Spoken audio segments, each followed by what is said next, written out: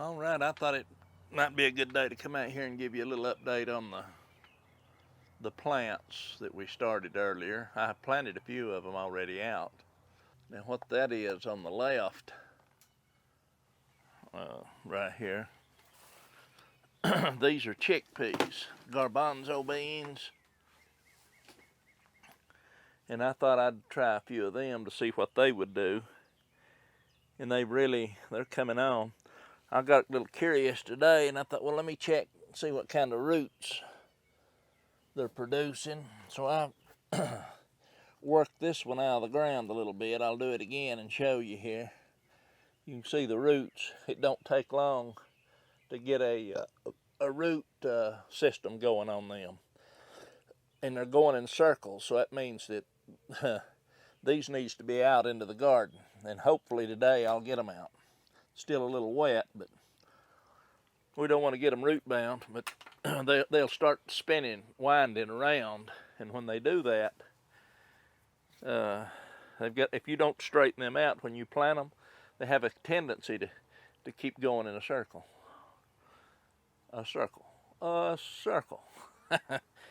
Anyway, that's what these are, chickpeas. Now, the ones beside it there, let's see if I can get there. Make sure you can see it. Yeah, the ones beside it there. These are, I planted some in here, and it usually takes a while for them to come up. They're achichas, little cucumber-like ordeals. These right here is tomatoes, this little cell here. And this one here, planted at the same time. It goes to show you probably got these maybe a little deeper, because they're, of course, here and here. But you can see the difference in them. They're the same. It's like the Sweet 100 little cherry tomatoes. Back here is okra. That's just okra that I've kept seeds of and growed for several years. And they're coming on. They could easily be in the garden. And then we will move on over to the next flat there. And these are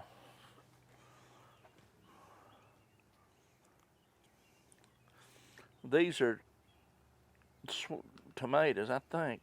Yeah, they're a cherry tomato that I had for years.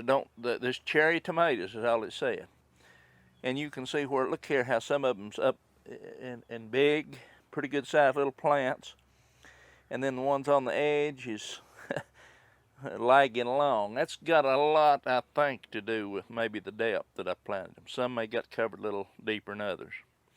I don't know, but as long as they come on, it don't matter. These back here are cabbage.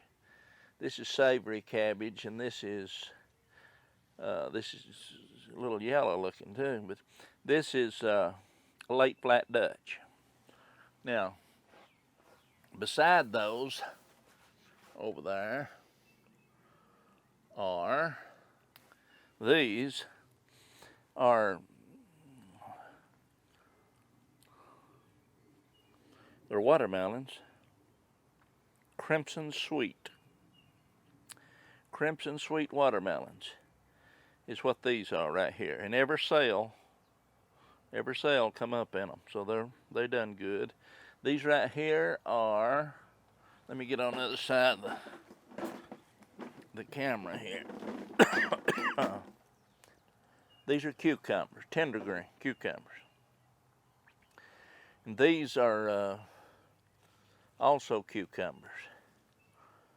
So long cucumbers. Tender green. These are outrunning these, if it makes any difference. These are coming on quicker, planted at the same time. Right back here, some red okra, and it's struggling. 1, 2, 3, 4, 5, 6, 7, 8, 9, 10, 11. I see up out of 18. 11 out of 18 so far. Red okra. These are peppers, and I like to turn them occasionally, and let the sun come in from a little different direction. Anyway, half of this tray right here is all of these are jalapeno, and these are bell peppers back here. So there's one I've missed. You can see right back here maybe one I missed when I pruned those. I always try to leave just one in a cell. So just like I said, when I plant these, I plant several, especially if the seeds has got any age on them. I'll plant several of them, and then I'll weed them out, prune them out. And I've already done that, except right here in the center. Now these in the center, you can see them barely coming up. I had about gave up on those in here in the center, these little ones right here. Those are Romas. I've had those seeds for, my goodness, a long time, years. I would assume, I don't know exactly, I could look probably and find out, but I've had those for 8 or 10 years or longer. And they're coming on. It took them a while, that's for sure. But 1, 2, 3, 4, 5, 6, 7, 8, 9, 10, 11, 12, 13, 14, 15, 16 is up. But let's see, 1, 2, 3, 4, 5, 6, 7, 8, 9, 10, 11, 12 cells is up. And that is 8, 16, 17, 8, 9, 20, 21, 22, 23. Out of 24, 12 out of 24. That's half of them, and I expect some more to come on up. Anyway, they're late.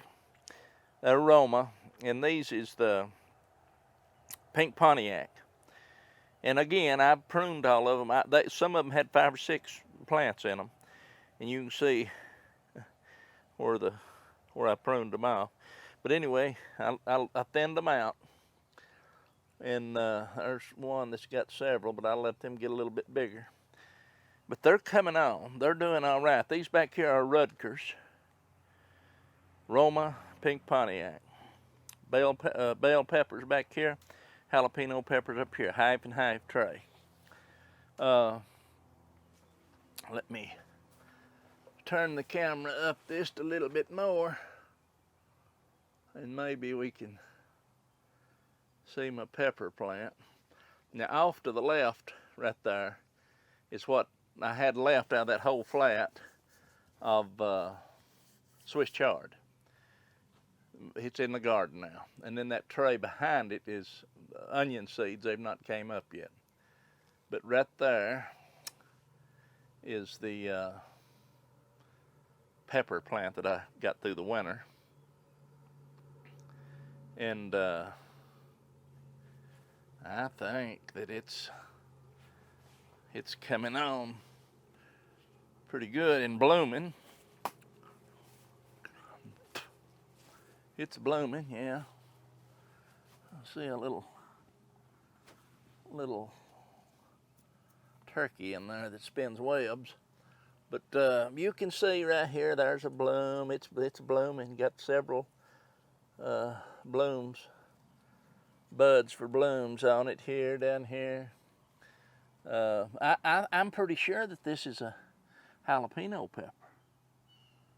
I hope it is. Of course, whatever it is will be okay. But the reason I wanted to get that through the winter and overwinter that is to have early peppers.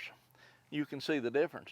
These peppers that I showed you a while ago down here, the little ones, about so tall.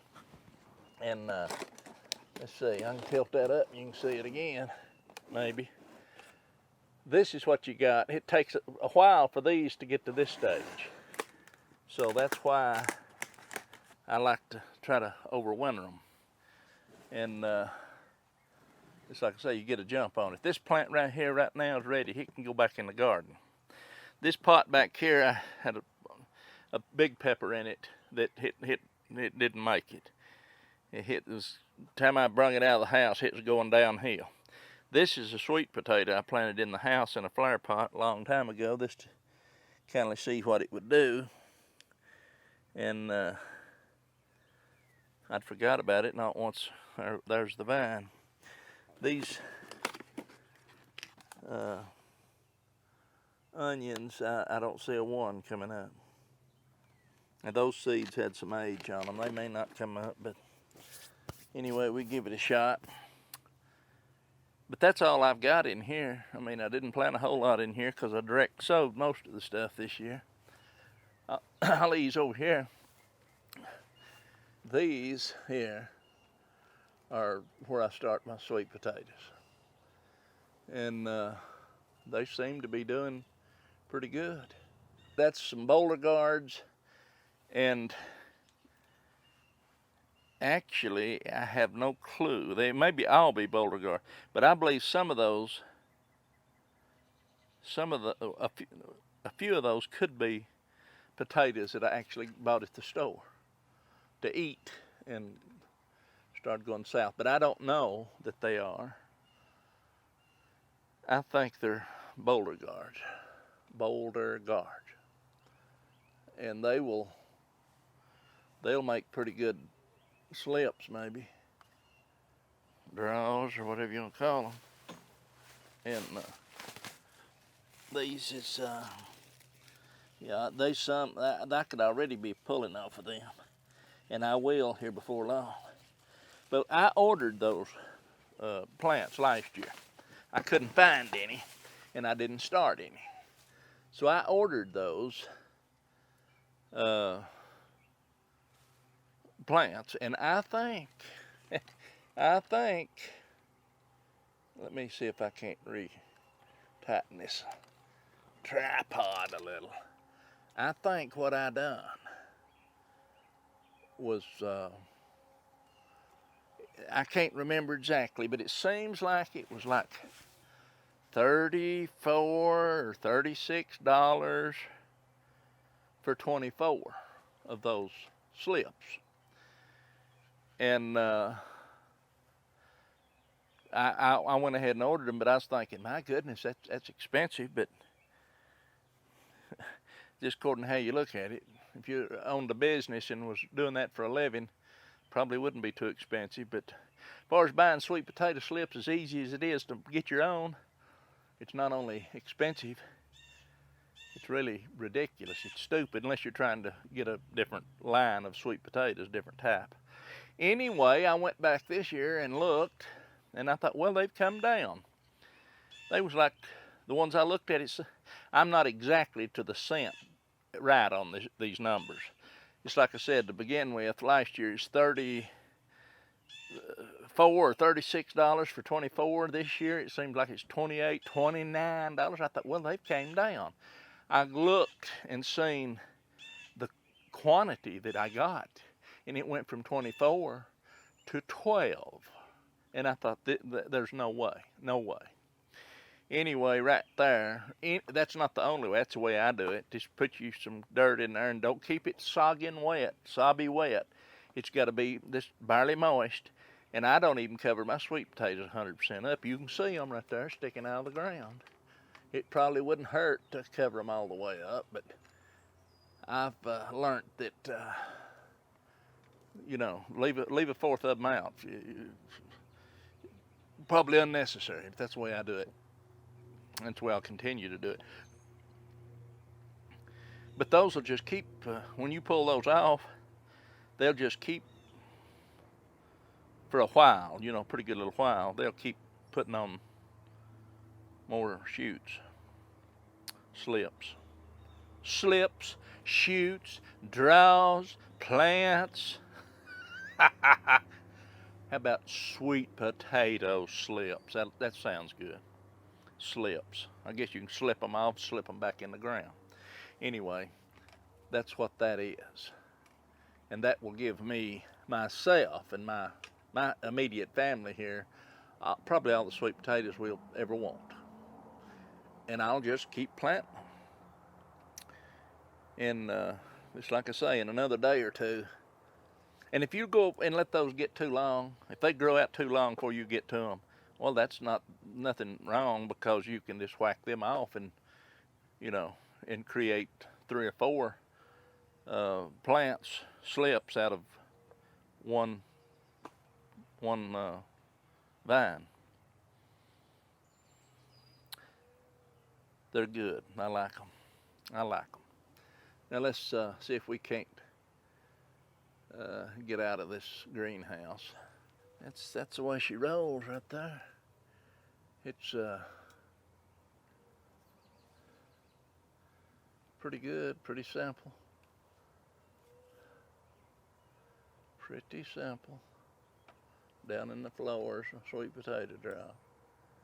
And everything else cluttered up, as you can see. Put old pumpkin vines and everything from last year. The main thing's not get excited. If it don't worry me, it shouldn't worry nobody else, and it sure don't worry me. All right, let's look at these strawberries out here. Stephanie's strawberries. I bet there's some in there. Look laying right there. Now here's 1, 2, 3, 4, 5, 6, 7, 8, 9, 10. They're in there. And then, right here's the other one.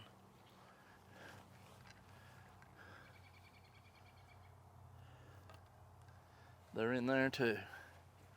Believe me, they're in there. They're coming on. And I'll go around here. Let's go around here and look at these strawberries. You can see the garden. It's got a good rain on it, that's for sure. It's had a good rain. Now right here, I'll try to get over here and show you a little what we've got going on here. Arugula. I was trying to figure out what I planted out through here the other day. What do you know, Toby? Come here, Toby. What are you doing? Get over here. Don't get in the mud. And then from at the end of that arugula right there, out to about right there in the center, that's fennel. And then all the way out to the very end where you can see it start greening up is kohlrabi. Now, right there, let me see if I can't lighten this up a little.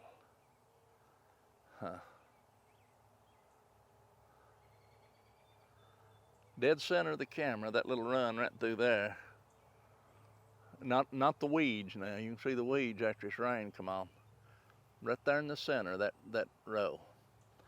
That's red Russian kale. And it's starting to come up. You can't hardly see it now, but it is.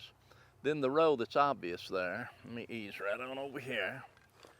That row right there that you see that's green all the way out through there is Swiss chard. And then it gets out there to where it looks like it ends right there in the middle of the garden, right in the center of the film there, camera picture. Then it looks like it thins out, and it's coming on. That out through there is what is it? It's oh goodness, I can't even remember the name of it. Beet. I can't remember, but it's two different types.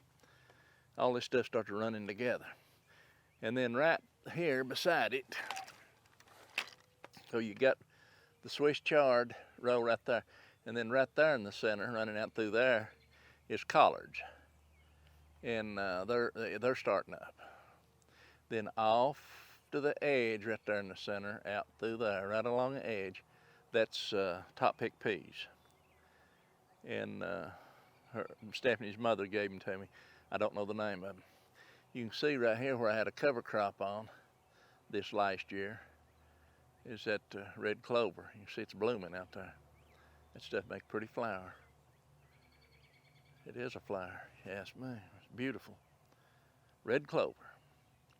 Now, I'll wheel around here and I'll show you Stephanie's. I'm pushed this strawberry planter here. You can see it goes from up there all the way down through here. That ain't nothing but a cattle feeder, but you can see right there the strawberries. Strawberries, which I think is doing good. They are doing good. You see, in the little creeping Charlie, it just likes to get everywhere. I tell you, it does. It surely does. I despise it, but I guess it's makes pretty good. You sometimes have to leave it alone. Anyway, there's strawberries laying in there. You see them there? Pretty good sized strawberries. Strawberries, strawberries, strawberries all the way out through there. I just hope that they get right. I may have to push them on out in the sun somewhere, but they're in there. Come on, Tobe.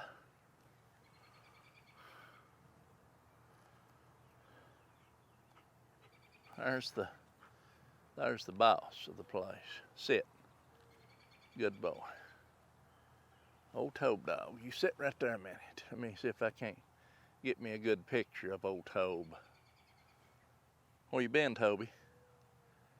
You been seeing any wildlife out there? There's a cat. Get it! Go get the cat. Go on.